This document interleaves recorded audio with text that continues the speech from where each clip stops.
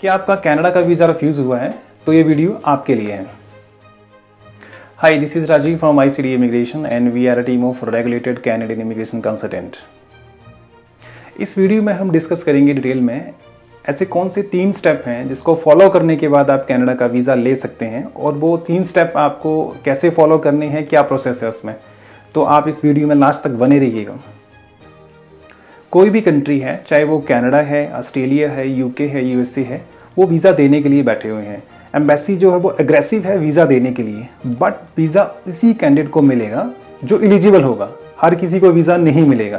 तो एक चीज़ जो आपको समझनी पड़ेगी, अगर आपका रिफ्यूज़ल आया है तो कहीं ना कहीं आपसे या आपके एजेंट से कोई ना कोई फाइलिंग में, डॉक्यूमेंटेशन में, आपके SOP में, नेसेसरी डॉक्यूमेंट्स में कुछ ना कुछ मिस्टेक ज़रूर हुई है, इस वजह से रिफ्यूज़ल आया है। एज ए एप्लीकेंट आप कोई भी कैंडिडेट है वो क्या गलती करता है, वो एक रिफ्यूज़ल आने के बाद दूसरे एजेंट के पास चला जाता है वीज़ा लेने के लिए। एंड कुछ दूसरा एजेंट जो उसको समटाइम्स सजेस्ट कर देते हैं कि आप कंट्री चेंज कर लो या कॉलेज चेंज कर लीजिए या कोर्स चेंज कर लीजिए, बट वो एक्चुअल कॉज में नहीं जाता है कि उसका वीज़ा रिफ्यूज़ क्यों हुआ है। और एक्चुअल में जब कैंडिडेट कोई भी एक एजेंट से दूसरे एजेंट के पास चला जाता है तो वो उनकी डिटेल भी मिसमैच हो जाती है। जो फर्स्ट वाला एजेंट है उसने क्या SOPs यूज़ की हैं, किस तरह की फाइलिंग की है, उसकी कौन कौन से डॉक्यूमेंट यूज़ किए हैं, और जो सेकंड एजेंट है वो किस तरह की डॉक्यूमेंटेशन करता है। अगर वो अगेन मिसमैच हो जाती है तो अगेन आपका वीज़ा रिफ्यूज़ हो सकता है, इवन आपको बैन भी लग सकता है। और अगर किसी की कैंडिडेट को बैन कनाडा करता है तो एटलीस्ट मिनिमम 5 साल का जो बैन लग जाता है कैंडिडेट को। और उसके बाद कंसल्टेंट या एजेंट के द्वारा उनको सजेस्ट किया जाता है कि आप कंट्री चेंज कर लीजिए।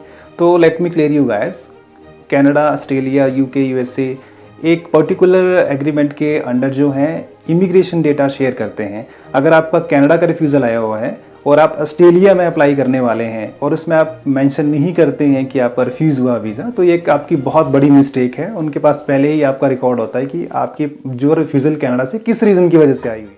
कनाडा एम्बेसी आज की डेट में जो है वो वेरिफिकेशन मेल कर रहे हैं आपके एकेडमिक को, या आपने कोई प्रोफेशनल एक्सपीरियंस शो किया है, तो मेक श्योर कि जो भी आप सपोर्टिव डॉक्यूमेंट यूज़ करते हैं अपनी फाइलिंग में तो वो वेरीफाइबल होना चाहिए।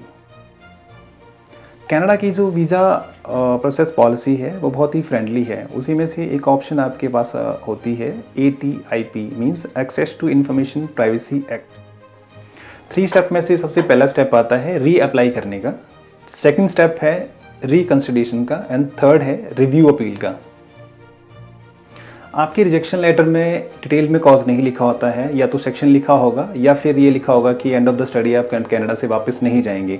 बट एक्चुअल रीज़न क्या है ये जानने के लिए आपको जो है GCMS नोट्स अप्लाई करने पड़ते हैं। Means global case management system एक प्रोसेस है जो आपको अलाउ करता है आपकी डिटेल्स में नोट्स लेने के लिए। बिकॉज कनाडा वीज़ा ऑफिसर जब भी आपकी फ़ाइल को रिफ्यूज़ करता है तो वो डिटेल में नोट्स मेंशन करता है कि उसके क्या क्या डाउट्स थे, कौन से ऐसे डॉक्यूमेंट्स थे जो उसने रिजेक्ट किए हैं, जिसके उसको लगा कि नहीं ये कुछ सपोर्टिव नहीं है आपकी फ़ाइल के लिए। सो GSM नोट्स अप्लाई करने के लिए आपको रिक्वेस्ट करनी होती है access to information privacy act में। GCMS नोट्स अप्लाई करने के लिए आप इंडिया से अप्लाई नहीं कर सकते हैं, you need to someone in Canada. अगर कनाडा में आपका कोई नोन है, चाहे वो सिटीजनशिप है या PR है, या आपको कोई हायर करना पड़ेगा जो आपके बिहाफ पे वो अप्लाई करेगा GCMS नोट्स। $5 इसके चार्ज हैं, प्लस इसके सर्विस चार्ज होते हैं जो आपके बिहाफ पे जो अप्लाई कर रहा है। अप्लाई करने के लिए आपके पास एप्लीकेशन नंबर, आपका UCI number, unique client information, and आपका कंसर्ट लेटर, ये मैंडेटरी होता है। जनरली इसमें टाइम लगता है 30 to 45 वर्किंग डेज़ का, बट बैकलॉग होने की वजह से इसमें ज़्यादा टाइम भी लग रहा है। ये डिपेंड करेगा IRCC के ऊपर कि कब आपको रिप्लाई आता है। जो आपको रिप्लाई मेल रिसीव होती है वो 40 to 50 पेजेस की एक PDF मेल रिसीव होती है, जिसमें डिटेल में रीज़न लिखा होता है कि कौन कौन से ऐसे कॉजेज़ थे, कौन कौन से ऐसे डाउट थे वीज़ा ऑफिसर को जिसके बिहाफ पे उन्होंने आपकी फ़ाइल को रिफ्यूज़ किया है। नाउ उस फाइल को आपने डीपली गो थ्रू करना है, एक्सेस करना है कौन कौन से कॉजेज़ थे, अब उसको रीमेडिएट करना है, इम्प्रूव करना है जो कॉजेज़ थे रिफ्यूज़ल्स के, देन आप उसको रीअप्लाई कर सकते हैं। तो ये जो हमने डिटेल में डिस्कस किया है ये प्रोसेस था रीअप्लाई करने का। अब बात करते हैं दूसरे स्टेप की। दूसरा स्टेप है रिकंसीडर करने के लिए। मीन्स आप एक रिक्वेस्ट कर रहे हैं आईआरसीसी को आपकी फ़ाइल को रिकंसीडर किया जाए।